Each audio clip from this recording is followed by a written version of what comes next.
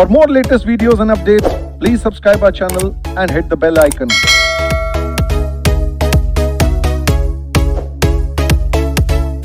तो अब हम करने जा रहे हैं section 148 cost audit. Section 148 cost audit, ठीक है। चलिए समझते हैं। मोस्ट इंपॉर्टेंट एंड अंडरस्टैंडिंग बहुत अच्छे लेवल की चाहिए। तो कॉस्ट ऑडिट मेरे बच्चों ध्यान से सुनो, क्या है, मजा आएगा इस टॉपिक में, खूब सारा मजा आएगा तुम्हें। कॉस्ट ऑडिट का मतलब होता है हम लोग एग्जामिनेशन, ऑडिट का मतलब एग्जामिनेशन है, ऑडिट का मतलब वेरीफाइंग है, ऑडिट का मतलब तो वही होता है एग्जामिनेशन वेरीफाइंग। लेकिन यहाँ पे एग्जामिनेशन कॉस्ट ऑडिट में हम फाइनेंशियल स्टेटमेंट्स नहीं कर रहे हैं, कॉस्ट ऑडिट में हम एग्जामिनेशन कर रहे हैं कॉस्टिंग। कॉस्टिंग का मतलब कॉस्ट ऑफ मैन्युफैक्चरिंग और production of any article. Article एक प्रोडक्ट है, उसकी कॉस्टिंग क्या पड़ी है, उसके प्रोसेस को एग्जामिन करने को हम कॉस्ट ऑडिट बोलते हैं। सीधी बात, फिर दोबारा, एक आर्टिकल बना है 100 रुपए का, 100 रुपए उसकी मैन्युफैक्चरिंग कॉस्ट है, उसकी प्रोडक्शन कॉस्ट 100 रुपए है। आपने एग्जामिन करना है कि ये 100 रुपए कैसे लगा है, ये 100 रुपए कॉस्टिंग कैसे बैठी है। You have to verify the costing of the product. Manufacturing आपको चेक करनी है, कॉस्टिंग आपको चेक करनी है एक आर्टिकल की। ये जो कॉन्सेप्ट है कॉस्ट ऑडिट का, हम पढ़ते थे और पढ़ते हैं section 148 of companies act. This is covered under section 148 of companies act. This is covered under section 148 of Companies Act. चलिए, ये जो 148 सेक्शन है कंपनीज एक्ट का, this is basically telling you cost audit, और ये addition to audit under section 143 है। 143 में हम कौन सी ऑडिट करते हैं? Statutory audit, stat audit, financial statement check होते हैं 143 में, और 148 में कॉस्टिंग चेक होती है। तो कॉस्टिंग ऑफ प्रोडक्ट और सर्विसेज आर चेक्ड अंडर 148, और 148 में फाइनेंशियल स्टेटमेंट स्टैच्यूटरी ऑडिट होती है। फाइनेंशियल स्टेटमेंट चेक होते हैं, स्टैच्यूटरी ऑडिट होती है। अब हुआ क्या, 31 दिसंबर 2014 से पहले ये पूरा का पूरा सेक्शन क्लियर ही नहीं था। इस सेक्शन में कुछ कमियां थी। सेक्शन में बताया नहीं था किसको कॉस्ट ऑडिट करानी है, सब करा ले कॉस्ट ऑडिट, किसको कॉस्ट रिकॉर्ड्स बनाने हैं, कॉस्ट ऑडिट करेगा कौन, ये सारी चीजें आई, पर क्लियरली पता चला 31 दिसंबर 2014 को सेंट्रल गवर्नमेंट ने सेक्शन 148 के साथ नोटिफाई कर दिए बड़े मजेदार रूल्स। कौन से दिन आए? 31 दिसंबर 2014 में रूल्स आए, cost record and audit rules 2014। Central government ने, मिनिस्ट्री ऑफ कॉर्पोरेट अफेयर्स ने ये रूल्स नोटिफाई करे। अब इसमें रूल्स आए, ये जो आप रूल्स देख रहे हो, इस रूल्स को हम समझने की कोशिश करते हैं। सबसे पहले आता है मेरे बच्चों इसमें रूल नंबर 3। रूल 3 हमें बताता है एप्लीकेबिलिटी। एप्लीकेबिलिटी व्हाट, किसकी एप्लीकेबिलिटी, किसको कॉस्ट रिकॉर्ड बनाने हैं। सेक्शन 148 कॉस्ट ऑडिट, बिल्कुल, किसने करानी है कॉस्ट ऑडिट। अब ऑडिट बाद में सीखेंगे, पहले हम देख रहे हैं किसने कॉस्ट रिकॉर्ड बनाने हैं। पहले तो रिकॉर्ड बना लो, फिर चेकिंग करा लेंगे। तो सेक्शन 148 के रूल नंबर 3 का CRA हमें बता रहा है कि किस किस ने कॉस्ट रिकॉर्ड बनाने हैं। तो कॉस्ट रिकॉर्ड बनाने के लिए यहाँ पे आपको पॉइंट दिख रहा है, maintenance of cost record with all the class of company जो प्रोडक्शन कर रही है या प्रोडक्शन कर रही है गुड्स का या सर्विसेज का, including foreign company. Foreign company मतलब फिरंगी कंपनी। अब फिरंगी कंपनी जो कंपनीज एक्ट के सेक्शन 2 सबसेक्शन 42 में होती है, तो कॉस्ट रिकॉर्ड कौन बनाए? सभी कंपनी जो प्रोडक्शन कर रही है। यार ये तो बड़ी नाइंसाफी हो गई। इसका मतलब है रूल 3 कह रहा है कॉस्ट रिकॉर्ड तो सभी ने बनाने हैं, लेकिन रूल 3 ने आगे चल के थोड़ी सी क्लियरिटी दी। उसने बोला, पहले मैं आपको नोट पढ़ा रही हूं फिर आपको बताऊंगी। उसने बोला जो एमएसएमईडी एक्ट होता है, एमएसएमईडी एक्ट होता है micro, small, medium, enterprise development act. Micro, small, medium, enterprise development act कहता है, एमएसएमईडी एक्ट कहता है कि जो एमएसएमईडी में छोटी सी कंपनी है, माइक्रो और स्मॉल, अगर वो प्रोडक्शन कर रही है गुड्स का या सर्विस का, उन्हें कॉस्ट रिकॉर्ड नहीं बनाने। साफ लिख दिया, कॉस्ट रिकॉर्ड माइक्रो स्मॉल को नहीं बनाने। अब एमएसएमईडी में micro small, it depends upon the investment. MSMED में micro small depends upon the investment, who are investing less. And please very careful for MCQ, medium यहां पे कवर नहीं करा। मतलब मीडियम को कॉस्ट रिकॉर्ड बनाने पड़ सकते हैं। Medium is not covered, it is not applicable. Cost record किसको नहीं बनाने? जो MSMED के टर्नओवर्स और इन्वेस्टमेंट क्राइटेरिया में माइक्रो है और स्मॉल है, उन्हें कॉस्ट रिकॉर्ड नहीं बनाने। तो इतना समझ आ गया, ऑल कंपनीज को बनाना है जो प्रोडक्शन करती है गुड्स और सर्विस का, लेकिन उसमें माइक्रो स्मॉल वाली कंपनियां नहीं बनाएंगी। ठीक है, और कौन बनाएगा? अब यहां पे सेक्टर वाइज डिवाइड करा। पहला आया रेगुलेटेड सेक्टर, फिर आया नॉन रेगुलेटेड सेक्टर। ये 2 सेक्टर निकाले।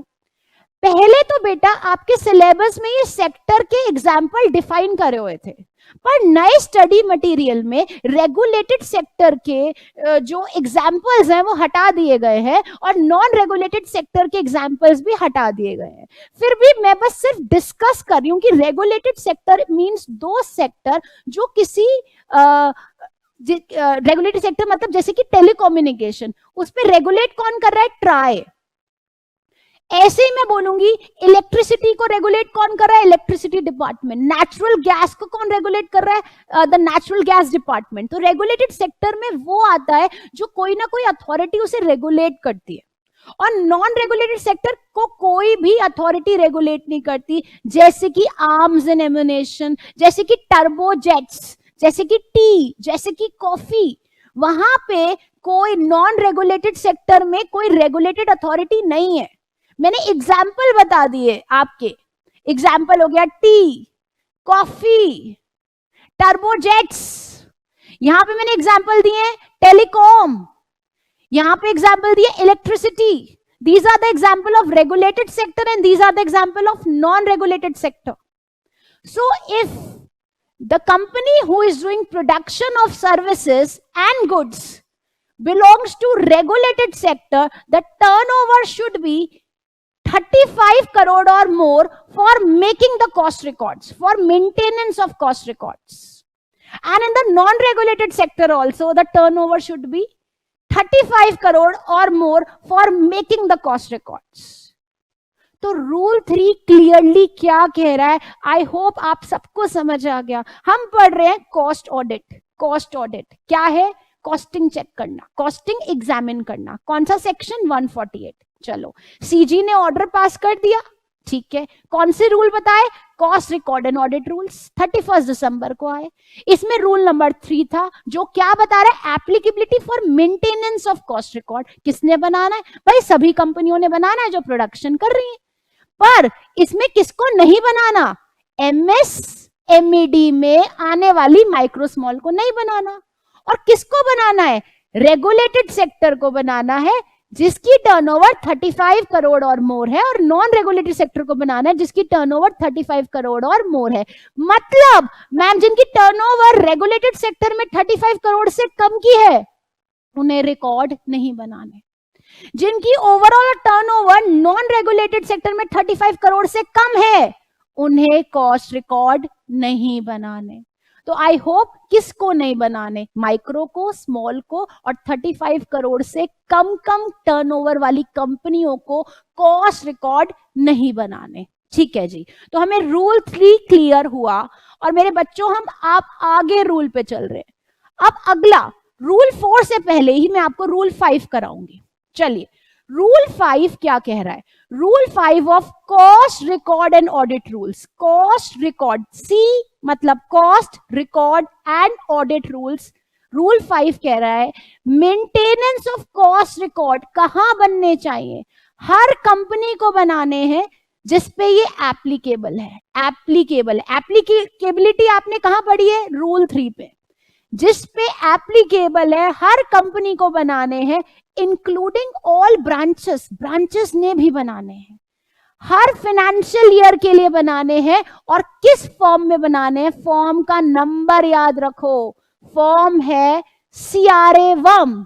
CRA1 मतलब cost record and audit 1। Form का नाम है CRA1। CRA1 में कॉस्ट रिकॉर्ड बनेंगे। उन कंपनीज ने ये CRA1 मेंटेन करना है जिस पे एप्लीकेबिलिटी है एज पर रूल 3। तो CRA1 बता रहा है maintenance of cost record in form CRA1 और एज पर रूल 3 जिस पे ये एप्लीकेबल है। तो समझ आ गया मेरे बच्चों? चलिए आगे चलते। अब आता है रूल 4। रूल 4 नेक्स्ट जी बिल्कुल, रूल 4। रूल 3 आ गया CRA का, रूल 5 आ गया, अब आता है रूल 4। रूल 4 है भाई कॉस्ट ऑडिट का। It is for cost audit. पहले रूल 3 कॉस्ट रिकॉर्ड था और अब मैं सिखा रही हूं रूल 4 कॉस्ट ऑडिट। अब जिसने रिकॉर्ड बनाने हैं सभी ने ऑडिट नहीं करानी। सबसे पहले आता है रेगुलेटेड सेक्टर। रेगुलेटेड सेक्टर में जिस कंपनी की पूरी टर्नओवर 50 करोड़ और मोर है, अब पूरी टर्नओवर में सब आ गया, या तो टर्नओवर में आ गया वही प्रोडक्ट्स और सर्विस तो आए, साथ में इंटरेस्ट इनकम आ गई, साथ में रेंट इनकम आ गई, कमीशन इनकम आ गई, पूरी ओवरऑल टर्नओवर आ गई। ओवरऑल टर्नओवर प्लस मतलब एंड एक और कंडीशन, इंडिविजुअल प्रोडक्ट और सर्विस की टर्नओवर। यानी यहां पे तो मैंने ओवरऑल बताई थी, अब मैं बता रही हूं इंडिविजुअल की टर्नओवर शुड बी 25 करोड़ और मोर। 25 करोड़ और मोर उन लोगों ने कॉस्ट ऑडिट करानी होती है रेगुलेटेड सेक्टर में। ये मैं आपको पढ़ा रही हूं कॉस्ट ऑडिट। तो कॉस्ट रिकॉर्ड किसने बनाया? जिनकी टर्नओवर 35 करोड़ और मोर थी। पर ऑडिट के लिए पूरी कंपनी की टर्नओवर कितनी चाहिए? 50 करोड़ और मोर, प्लस इंडिविजुअल प्रोडक्ट और सर्विस की टर्नओवर कितनी होनी चाहिए? 25 करोड़ और मोर। अगर ये दोनों ही कंडीशन पूरी होती है तो ऑडिट कराएं, वरना ऑडिट कराने की आवश्यकता नहीं है। रिकॉर्ड्स बनाने का मतलब नहीं है कि ऑडिट भी करानी है। रिकॉर्ड्स बनाने की लिमिट्स अलग है, रूल 3, ऑडिट कराने की लिमिट्स अलग है। अब आता है नॉन रेगुलेटेड सेक्टर। यहां पे भी सेम चीज, ओवरऑल टर्नओवर कितनी है? ओवरऑल टर्नओवर कितनी है? 100 करोड़ और मोर फॉर ऑडिट। प्लस यानी कि एंड इंडिविजुअल प्रोडक्ट और सर्विस कितना देखना है? शुड बी 35 करोड़ और मोर। तो नॉन रेगुलेटेड के लिए लिमिट है 100 प्लस 35 एंड रेगुलेटेड की लिमिट है 50 प्लस 25। अगर ये लिमिट्स पूरी होती है तो ऑडिट कराएंगे। This is the limit of cost audit as per rule 4 of CRA rule 2014। मगर अभी ये सेक्शन नहीं खत्म होता, इसमें एक्सेप्शंस है। अब मैं आपको पढ़ा रही हूं कॉस्ट ऑडिट के एक्सेप्शंस।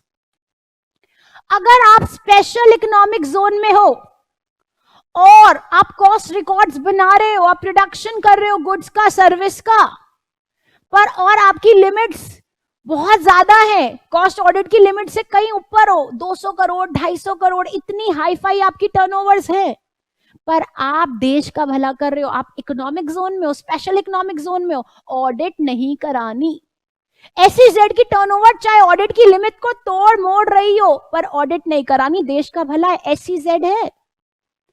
और बेटा ऐसी एक्सपोर्ट्स की कंपनी जिनका रेवेन्यू फ्रॉम एक्सपोर्ट 75% है, जिनका रेवेन्यू एक्सपोर्ट से 75% है, ये भी देश का भला हो रहा है, इनको भी ऑडिट नहीं करवानी। और तीसरी वाली कंपनी, ये नया अमेंडमेंट आया था अभी हाल ही में, जो कैप्टिव कंजम्पशन करती हैं। कैप्टिव कंजम्पशन का मतलब क्या होता है? इनकी मैन्युफैक्चरिंग यूनिट भी है, इनकी मैन्युफैक्चरिंग यूनिट भी है और इनकी कंजम्पशन यूनिट भी है।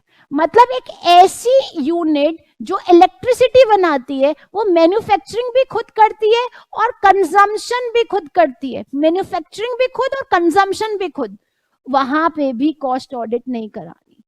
तो आप याद करिए, कॉस्ट ऑडिट किसने करानी है? रेगुलेटेड में 50+25, नॉन रेगुलेटेड में 100+35। मगर ये तीनों कॉस्ट ऑडिट से एग्जेम्प्टेड है। कौन कौन एग्जेम्प्टेड है? कौन कौन एग्जेम्प्टेड है? Special economic zone, no audit. जिनका रेवेन्यू फ्रॉम एक्सपोर्ट है, 75% रेवेन्यू फ्रॉम एक्सपोर्ट है, ऑडिट नहीं करानी। जो कैप्टिव कंजम्पशन करती है, जो इलेक्ट्रिसिटी जनरेट करती है और कैप्टिव कंजम्पशन करती है, यानी मैन्युफैक्चरिंग भी करती है, कंजम्पशन भी करती है, उन लोगों को भी कॉस्ट ऑडिट नहीं करानी। ठीक है जी। अब कॉस्ट, हमें कौन कौन से रूल क्लियर है? हमें रूल 3 पता चल गया। रूल 3 एप्लीकेबिलिटी, सबको कॉस्ट रिकॉर्ड बनाने हैं, एमएस अंडर MSMED नहीं बनाने। और रेगुलेटेड की टर्नओवर 35 और मोर, और नॉन रेगुलेटेड की 35 करोड़ और मोर। किस फॉर्म में बनाने हैं? CRA 1 में। कॉस्ट ऑडिट के लिए 50+25, 100+35, and these are the exceptions. आगे चलते हैं। बिल्कुल बिल्कुल मजा आ रहा है, बहुत ही इंटरेस्टिंग टॉपिक है ये cost audit.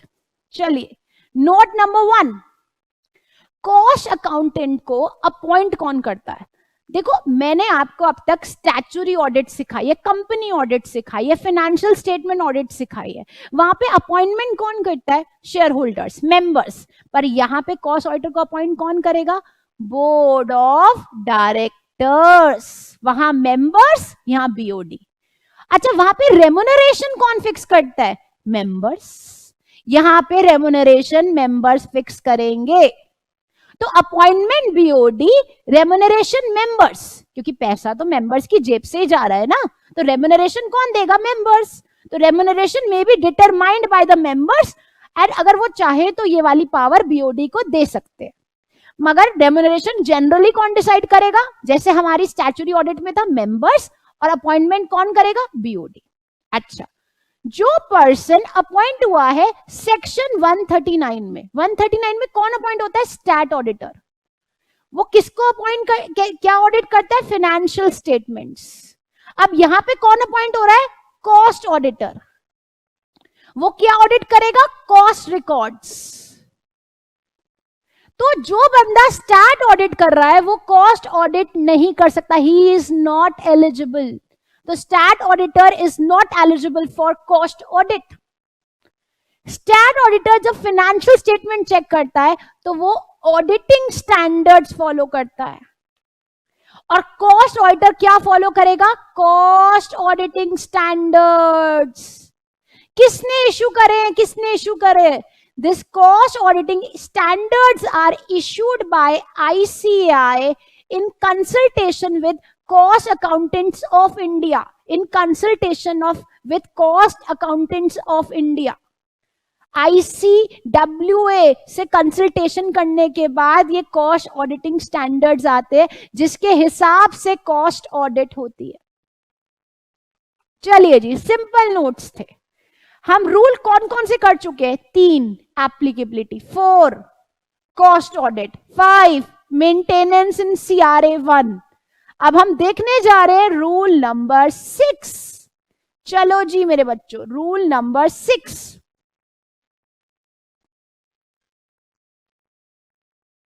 Rule 6 of CRA 2014 क्या कह रहा है? हमें हर साल कॉस्ट ऑडिटर को अपॉइंट करना है। जैसे ही फाइनेंशियल ईयर स्टार्ट होता है, हर जगह 1 अप्रैल को स्टार्ट हुआ, उसके 180 दिन 180 डेज के अंदर अंदर हम कॉस्ट ऑडिटर को अपॉइंट कर ले, लगभग 6 महीने के अंदर अंदर कॉस्ट ऑडिटर अपॉइंट हो जाना चाहिए। कौन करेगा? Board of directors, but it should be appointed within 180 days from the start of financial year. अब आती है एक और बारी, अपॉइंटमेंट करने से पहले इससे लेना है, कॉस्ट ऑडिटर से लेना है रिटर्न कंसेंट एंड सर्टिफिकेट। आपको याद है जब मैंने आपको सीलिंग लिमिट पढ़ाया था, सीलिंग लिमिट मतलब 20 ऑडिट से ऊपर नहीं करनी। आपने यहां पे कंपनी कॉस्ट ऑडिटर से एक सर्टिफिकेट लेगी, उसमें वो लिख के देगा कि वो ऑडिट के लिए एलिजिबल है, डिस्क्वालीफाई नहीं है, वो ऑडिट विद इन लिमिट्स कर रहा है। तो ये सारी बात सर्टिफिकेट में लिखेगा और लिखेगा उसके अगेंस्ट कोई प्रोफेशनल मैटर चल रहा है तो वो उसने डिस्क्लोज करा है। ये मैंने आपको पहले स्टैट ऑडिट के केस में पढ़ाया था। स्टैट ऑडिट के केस में हमने पढ़ा है कि ऑडिटर से रिटर्न में लो, सर्टिफिकेट में लो कि वो एलिजिबल है, डिस्क्वालीफाई नहीं है, ऑडिट की विद इन द लिमिट्स है और उसके अगेंस्ट कोई भी प्रोफेशनल मैटर चल रहा है तो वो उसने ट्रू एंड फेयर तरीके से कंपनी को डिस्क्लोज करा है। सेम ही सर्टिफिकेट कॉस्ट ऑडिटर से कंपनी लेगी, every company will take. Okay ji, अब मैं बिल्कुल आपको ये स्टैट ऑडिट से कंपेयर कराते कराते चल रही हूं, इससे हमारा पहले का भी रिवीजन हो रहा है। इन स्टैट ऑडिट कंपनी क्या करती है? रिटर्न कंसेंट लेती है, सर्टिफिकेट लेती है, फिर ऑडिटर को इन्फॉर्म करती है कि भाई हमने तुझे अपॉइंट कर लिया। यहां पे भी कंपनी ऑडिटर को, कॉस्ट ऑडिटर को इन्फॉर्म करेगी कि हमने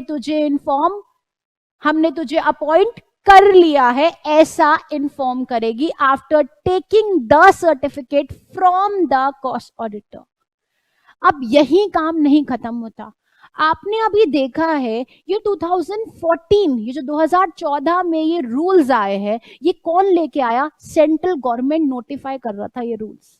तो सेंट्रल गवर्नमेंट ने हर जगह अपने आप को रखा है। तो सेंट्रल गवर्नमेंट ने यहां पे भी अपने आप को क्या कह के रखा है? सेंट्रल गवर्नमेंट साफ कह रहा है अगर आप इन ऑडिटर को अपॉइंट कर रहे हो तो मुझे भी इन्फॉर्म करो। और फॉर्म, किस फॉर्म को फिल करोगे? Form CRA2 with fees. Central government को नोटिस फाइल करेगी company in form CRA2 with fees, बोलेगी कि हमने कॉस्ट ऑडिटर को अपॉइंट कर लिया है और फॉर्म का नाम है CRA2, फीस के साथ जाता है ये फॉर्म। इसमें लिखते हैं कि हमने इस कॉस्ट ऑडिटर को इस साल के लिए, इस फाइनेंशियल ईयर के लिए अपॉइंट कर लिया है। सेंट्रल गवर्नमेंट को कंपनी इन्फॉर्म करती है। अब कितने दिन में इन्फॉर्म करती है ये भी बात है। यहां पे लिखा है कंपनी इन्फॉर्म करती है within 30 days of board meeting और within 180 days of commencement of financial year या start of financial year, whichever is earlier. समझो इस बात को, ध्यान से समझो, प्लीज फोकस। आज मैंने 1 अप्रैल को फाइनेंशियल ईयर स्टार्ट करा, जो उसके 180 डेज तो मैं लगभग मान के चल रही हूं 30 सितंबर। अब मैंने बोर्ड मीटिंग कर ली 1 मई को और 1 मई को मैंने कॉस्ट ऑडिटर को रख लिया। तो मुझे यहां पे कितने दिन में CRA2 भरना है? मुझे CRA2 भरना है 30 दिन के अंदर अंदर, बोर्ड मीटिंग के 30 दिन के अंदर अंदर। अगर मेरी 1 मई को बोर्ड मीटिंग हुई है, उसके 30 डेज के अंदर अंदर मुझे CRA2 भरना है, CG को इन्फॉर्म करना है, सेंट्रल गवर्नमेंट को इन्फॉर्म करना है। और अगर मान लो मेरी बोर्ड मीटिंग इसी तारीख को हुई है, मैंने लास्ट डे ही इन्फॉर्म करा है, 30 सितंबर को मैं बोर्ड मीटिंग करके बैठी हूं और इसी दिन, अब मेरे पास नेक्स्ट 30 डेज नहीं बचते, तो मुझे उसी दिन CRA2 भरना पड़ेगा, CG को इन्फॉर्म करना पड़ेगा। तो व्हाट यू अंडरस्टैंड, मुझे सेंट्रल गवर्नमेंट को इन्फॉर्म करना है within 30 days of board meeting और 180 days from the commencement of financial year whichever is earlier. बच्चे, तो बोर्ड मीटिंग पहले हो जाए तो उसके 30 दिन में कर दो। बोर्ड मीटिंग अगर लास्ट डे ही हो रही है, मैंने बोला 30 सितंबर को ही हो रही है, तो उसी दिन CRA2 भर के सेंट्रल गवर्नमेंट को इन्फॉर्म करना पड़ता है। तो रूल 6 में आपने क्या सीखा? रूल 6 कह रहा है, रूल 6 क्लियरली कह रहा है हमें 180 दिन में इसको अपॉइंट करना है, उससे सर्टिफिकेट लेना है कि भाई वो कहीं से भी डिस्क्वालीफाई नहीं है, with in the limits audit कर रहा है, फिर उसको इन्फॉर्म करना है। पर सेंट्रल गवर्नमेंट को हमें एक फॉर्म भरना है CRA2, वहां लिख के देना है कि हमने इसको रख लिया है, और ये फॉर्म फीस वाला फॉर्म होता है, फीस के साथ फॉर्म भरा जाता है। और ये फॉर्म की कितने डेज में भरा जाता है? Within 30 days of board meeting जिसमें आपने अपॉइंट करा है, या 180 days from the commencement of financial year whichever is earlier, जो भी अर्लियर है। अब अगर तुम लास्ट डे ही मीटिंग कर रहे हो, 180 दिन में मीटिंग कर रहे हो, तो 30 दिन फालतू नहीं मिलेंगे। तो यहां रही अपॉइंटमेंट की बारी। अब आता है नेक्स्ट, ध्यान से सुनेंगे, आज हम इसको करके ही जाएंगे आज की क्लास में, और 5 मिनट में ये हमारा कॉस्ट ऑडिट खत्म होने वाला है, तो let's finish it of. Okay, अब कॉस्ट ऑडिटर अपॉइंट तो हो गया, कब तक वो ऑफिस में ऑडिट करता रहेगा? वो नेक्स्ट फाइनेंशियल ईयर के till the expiry of 180 days from the closure of financial year. तो फाइनेंशियल ईयर क्लोज होता है 31 मार्च, उसके 180 दिन तक वो ऑफिस में रह सकता है, और till he submits the report. उसने अगर 31 मार्च के एकदम बाद जैसी कॉस्ट रिकॉर्ड बने उसने कॉस्ट रिपोर्ट सबमिट कर दी, तो वो ऑफिस छोड़ के चले जाए, क्योंकि अब उसका कोई काम ही नहीं है। तो he can stay in the office till 180 days from the expiry or till he submits the cost audit report, whichever is earlier. Same thing. Now, next, cost auditor को क्या निकाला जा सकता है? हाँ, statutory auditor को रिमूव कर सकते हैं, तो cost auditor को भी तो निकाला जा सकता है। ये भी निकाले जाएंगे अगर ये प्रोफेशनल मिसकंडक्ट करते हैं, कुछ भी गड़बड़ी करते हैं। लेकिन निकालने से पहले इनको भी हम अपॉर्चुनिटी ऑफ बीइंग हर्ड देते हैं, इनकी प्रॉपर सुनवाई होती है। और इनको कौन निकाल सकता है? Who can remove him? Board of directors. Appoint भी BOD करते हैं, रिमूव भी BOD कर सकते हैं बाय पासिंग बोर्ड रेजोल्यूशन। तो जैसे अपॉइंटमेंट हुआ था सेम ही तरीके से रिमूवल भी हो जाएगा, लेकिन पहले इनको सुना जाएगा कि क्यों निकाला जा रहा है टाइम से पहले। यस, नेक्स्ट, अब ये टाइम से पहले चले गए, उस कॉन्सेप्ट को हम बोलते हैं कैजुअल वैकेंसी। कैजुअल वैकेंसी का मतलब क्या होता है? वही ऑफिस, ऑडिटर के ऑफिस में छुट्टी before his tenure, vacation in the office of auditor before his tenure. तो भाई ये वैकेंसी कौन फिल करेगा? वही बोर्ड ऑफ, अपॉइंटमेंट भी इन्होंने करा, वैकेंसी भी BOD फिल करेंगे विद इन 30 days। और भाई जब नया ऑडिटर आएगा तो सेंट्रल गवर्नमेंट को जैसे हमने ऊपर इन्फॉर्म करा था, यहां इन्फॉर्म करा था, ऐसी कैजुअल वैकेंसी के समय भी हम सेंट्रल गवर्नमेंट को फिर दोबारा इन्फॉर्म करेंगे, सेम फॉर्म भर के CRA2 सेम फॉर्म भरेंगे, और हम बोल देंगे ये बंदा रिमूव करा है, नए बंदे को रखा है, और हम CG को इन्फॉर्म कर रहे हैं। अब आता है नेक्स्ट, इनका रेम्यूनरेशन, इनकी क्वालिफिकेशन, इनकी राइट्स, इनकी ड्यूटीज इस सेम। रेम्यूनरेशन कौन फिक्स करेगा? मेंबर्स। रेम्यूनरेशन फिक्स करेंगे मेंबर्स। क्वालिफिकेशन जो हमने स्टैट ऑडिटर के लिए पढ़ी हुई है, चार्टर्ड अकाउंटेंट इन प्रैक्टिस, यहाँ पे भी cost auditor in practice. Rights हमने आज की क्लास में पढ़े, rights to access books, rights to have the information explanation, सारे राइट्स कॉस्ट ऑडिटर को भी मिलेंगे। सारी ड्यूटीज जो स्टैट ऑडिटर की है वो कॉस्ट ऑडिटर की भी है। तो इनकी remuneration, qualification, rights, duty same as stat auditor है, same as stat auditor, same as company auditor. Remuneration fix by the member, qualification just he should be in practicing, right same as stat auditor, duty is also like stat auditor. And last अब आती है cost audit report submit करने की बारी। अब यहां पे इनकी जिम्मेवारी है कि ये रिपोर्ट सबमिट करें। किसको? Auditor. Cost auditor will submit this report to board of directors in form number CRA3. CRA3 is cost audit report. CRA3 is cost audit report. Cost auditor BOD को ये रिपोर्ट देंगे within 180 days from the closure of financial year. 180 दिन में तो ये report देनी ही देनी है, इससे डिले नहीं करनी। अब जैसे ही बोर्ड ऑफ डायरेक्टर्स के पास ये रिपोर्ट आ जाती है, बोर्ड ऑफ डायरेक्टर्स ये रिपोर्ट आगे किसको देंगे? सेंट्रल गवर्नमेंट को। सेंट्रल गवर्नमेंट को किस फॉर्म में देंगे? Form CRA4। दिस रिपोर्ट, ये रिपोर्ट कौन देता है? बीओडी। किसको? सेंट्रल गवर्नमेंट से। रिपोर्ट आई कहां से थी? कॉस्ट ऑडिटर से।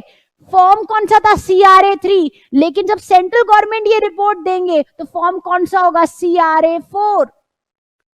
और इस रिपोर्ट में वो पूरी एक्सप्लेनेशन एंड इंफॉर्मेशन देंगे। कौन? BOD to central government. और ये रिपोर्ट, बीओडी को ये रिपोर्ट सेंट्रल गवर्नमेंट को आगे फर्दर कब तक देनी है?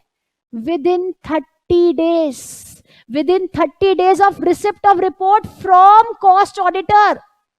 From cost auditor. तो cost auditor ने रिपोर्ट दी CRA3।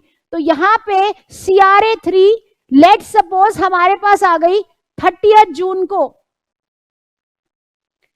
तो हमें इसके 1 मंथ के अंदर, इसके 30 डेज के अंदर, यानी 30 जुलाई तक, इसके 1 महीने के अंदर अंदर 29 July is the last date, 29 July is the last date, हमें CRA4 भरना होगा। CRA3 के मिलते ही हमें CRA4 30 दिन के अंदर अंदर भरना होता है और बीओडी ने सेंट्रल गवर्नमेंट को ये रिपोर्ट सबमिट करनी होती है।